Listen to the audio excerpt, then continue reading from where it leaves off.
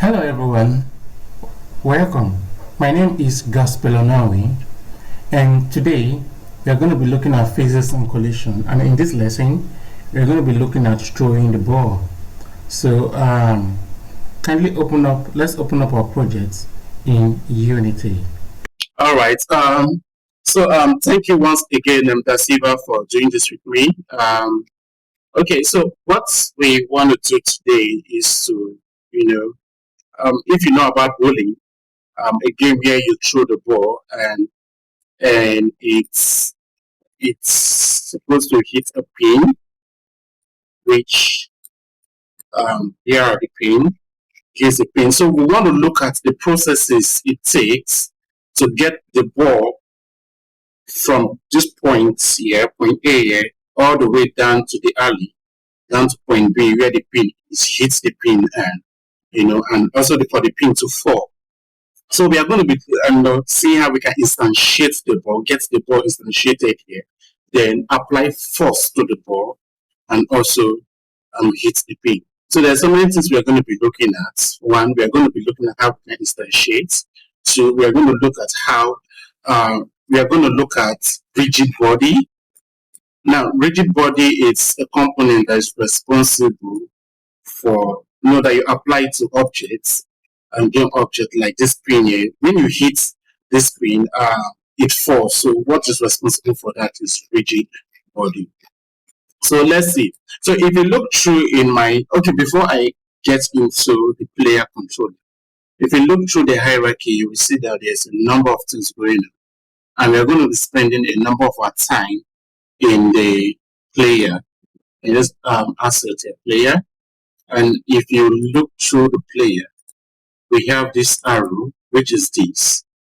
This arrow is being animated. Of course, I've taught us animation before. And as you can see here, we have the animator controller right in here that controls this arrow. If we let me see.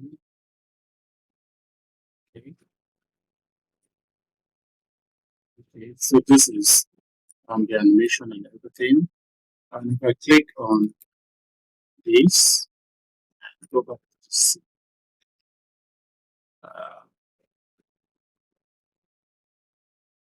If I play this, you see that it moves from one point to the other. Yeah. So this is the animation that's already been added to it.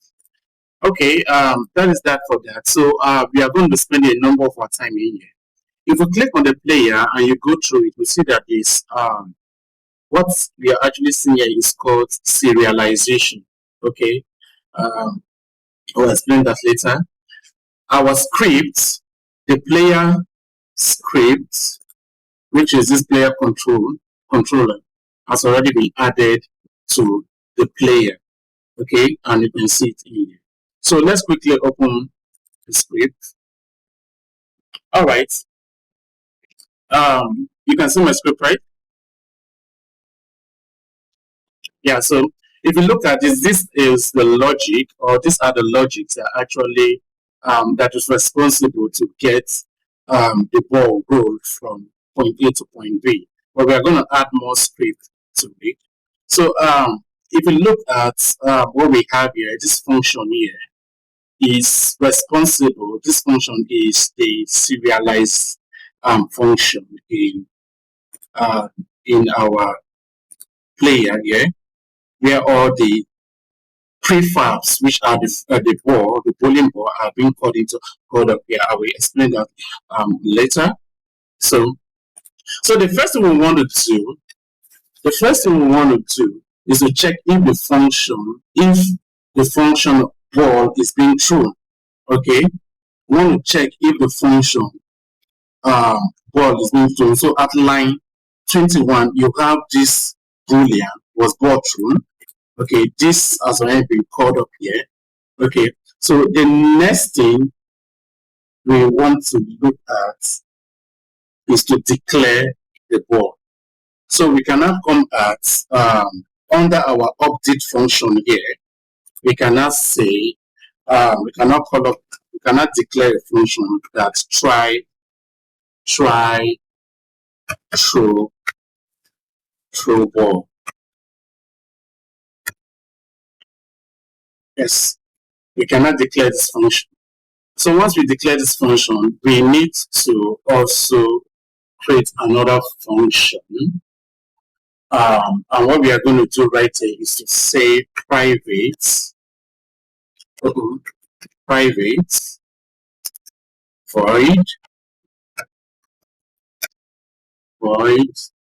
try true ball, which we've already declared.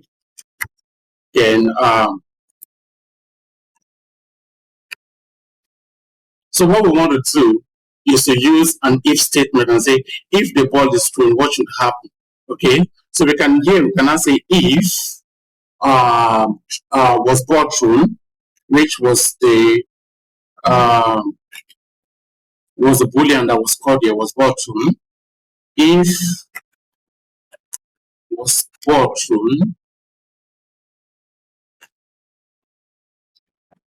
or so we have three logic function in C#. We have the logic or, we have the logic and we have the logic not.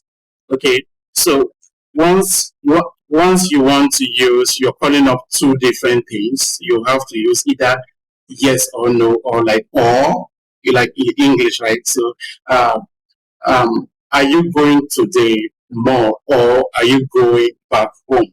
Okay, so you use it or. So this what you're seeing here is the or function in C#. We can now say or inputs dot get button done. Now, what button do we want to get? In our input function here, right? We in Unity, we have, okay, let me compile. We're not done anyways. In Unity, we have our input function. Yeah, so if you come over, if you look at the top here, we have the input manager. If you look through, we have this function, this what is it, fire 1, fire 2, fire 3. If you click on it, you will see that the name is called fire 1 and what position is on left. So once you left click on your mouse, right, you trigger something to happen. Okay, so it's this inputs that we want to call up right now. So we can go back to our script and say input. Okay, this input. Then we can now say what button do you want to get, what input do you want to get, the fire 1 inputs that we just saw recently. We can now say we want the fire 1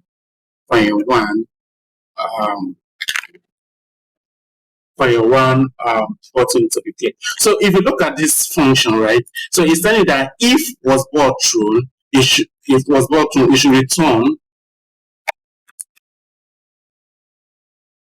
return a value. Okay, it should return, and what will it return? It's going to return we can now say was ball thrown equals to true. So it should return a true. So once you have if was ball thrown, well, whenever you use this or function, what you want will always happen. Okay, but if ball was thrown, it should return to be true that yes, indeed ball was thrown. But if ball was not true, it should return as false. Okay, so for us to have the first false here, we have to put in, yes, we have to put in an exclamation mark. Remember, we said that our there are three logic function in C#, which we have logic or, logic and logic not. And with this exclamation mark, it's a not. So what this script is trying to tell us is trying to check if ball was either true or not. And if it was true, by clicking on this fire 1 button, it should return as true that yes, indeed ball was true, or else it should return as false. Okay, so that is that for that. So let's see whether Okay, if we click on play, right? So we've not instantiated the ball. Okay, so if you right click, there is nothing to instantiate right here. Right, so let's instantiate our ball. So let's return back to our update function. So that once we click on the button, let's declare. So in our input function, we want to create a variable and say input, and we want to get the axis, the direction of when we click on the button, the direction where the ball will head to. And as we get axis inputs, then we cannot say, for us to get a direction, we cannot say transform, yes, transform dot the position of the ball plus equals equals to the transform. So when you click on the button, right? When you click on the button, the position plus the transform, then what direction? Right? We are looking at right. Then we also want to multiply it by the input as well, and also the player speed. So we cannot say input. We want to multiply it by players move speed. Also multiply it by the time, then delta time.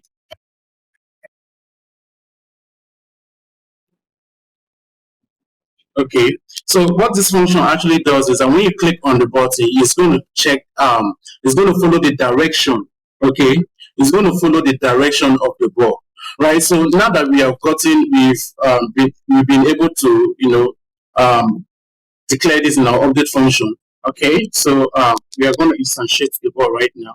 So under our try throw ball function that we've written there. So what we're going to do again is to say variable, and we can now say we want to select the prefab. So what prefabs? If we go back to Unity in our asset, we have some prefabs here. Let's open it up, and our prefabs are these balls right here. So look at it, this box. So what this does is that we want, when we click on the button, it should randomly choose a ball, then apply force to it, then also move down the alley. Okay, so that is what we want to do right now. So we can now say variable, want to select prefab, variable selected prefab,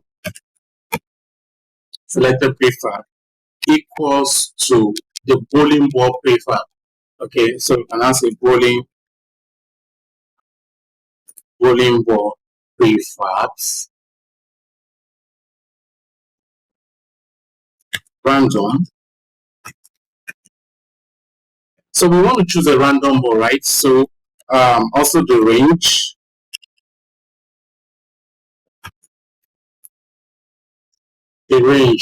and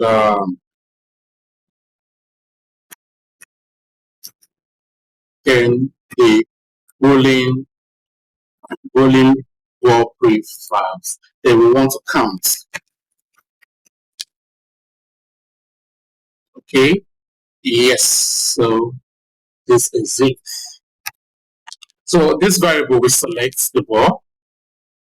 What this does here is to select the ball, then of course come at a random. Then we're not done. We also want to create another variable. We cannot say variable, and we cannot say new ball. So this is the instantiation now. So once we right click on our mouse, we want a new ball rigid body, new ball rigid body, rigid body, then we want to instantiate.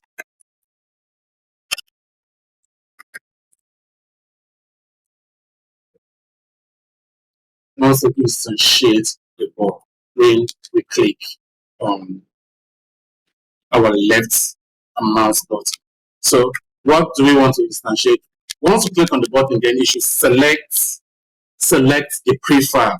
Okay, select the prefab, then transform, then as well as the position, right? Then the quaternion and the identity. Yep. So what this does is that, so after everything, once you click on it, it will load up the ball. Okay, we'll come over to Unity. Once you click on it, it's going to load up the ball right here. Yeah, so that's the instantiation. All right. So we will soon be done with our script actually. So the next thing we want to do is I want to say new ball, new rigid body. Then for us to actually, once we click on the body, we want to apply force. Okay, so that it will move with speed down the alley and hit the pins. And hit the pins. Now, if you look at this pin, before I get back to the script, if you look at this pin, we have, look here, see, we have this pins here. If you click on them, you have select different pin. Each of these pins, we have a component added to it called rigid body. Okay, we have a component added called rigid body. I've explained what rigid body is. Now, we also have another component called the mesh collider. You remember when we were learning about terrain and we put in our third-person controller and it passed through, right? That was because there was no mesh collider. So adding mesh collider to the pins, adding mesh collider to the pins means that when the ball hits the pin, it won't pass through it. Rather, it will hit the ball and the ball should actually fall. Okay, so let's get back to our script. So we can now say rigid body. So we want to add force. We want to add force to it. We can now say add force. Then we can now say throw direction. The throw direction. And what direction do we want to throw? We want to say forward.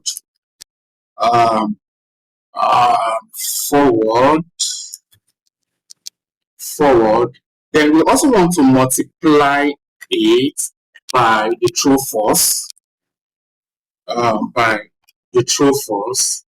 Then you can now say the force mode as well. And we have the impulse as force mode in C#. So we can now say force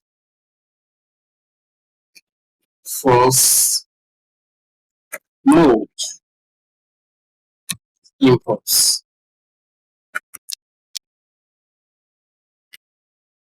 Okay, then we can now say, before we actually run the script, let's also see how we can get a new rigid body and as well as transform, whereby once you click on the button, it should follow the target. Okay, so we can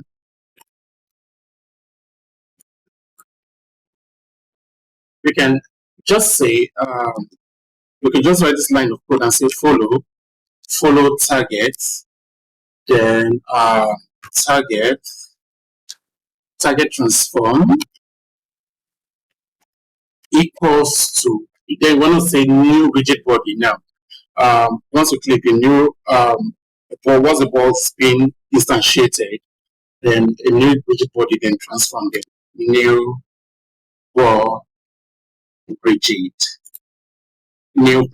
body, then transform.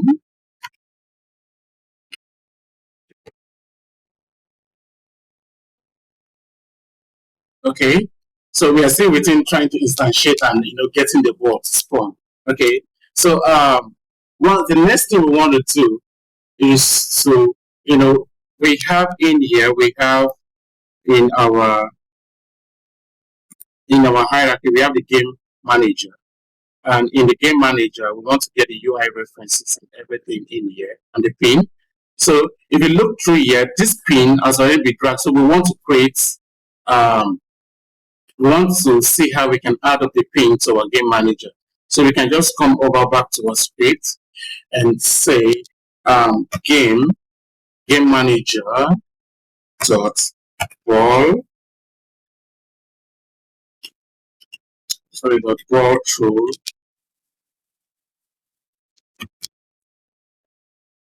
up. Then we say new rigid body. Then we want to get the component. When I say get components,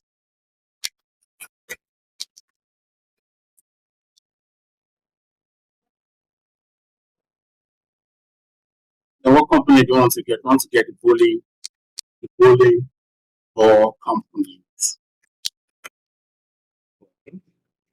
You want to get the bowling ball component. And we are almost done. Then we want to set the animation. This animation, this arrow right here, we want to set the animation to be false. Okay, when aiming, it's either it's true or false. So let's see. Then we can just come here and I say animator, then set boolean.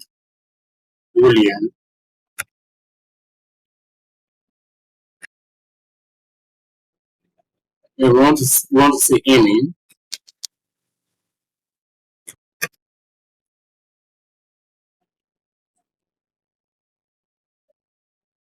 False.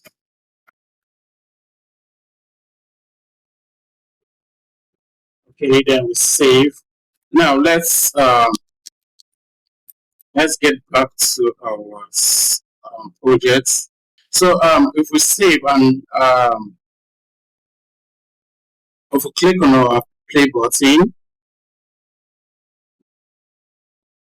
you see right now we have our arrow actually moving left, right. So if we right click, you see the ball is being thrown, and because for us to click, once we left click, the ball instantiates, then the force is being applied to it, and you can see I can't really get the direction right there, so I'm trying to get a better direction.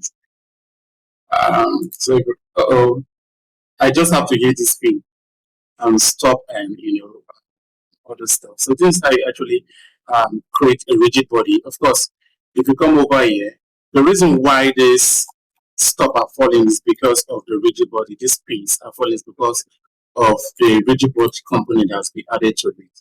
And what we were able to do was to instantiate the ball on the button click here.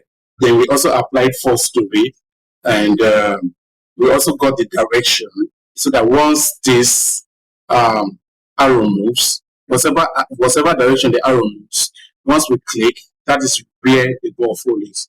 Okay. So I don't know. Is there any question? Yes.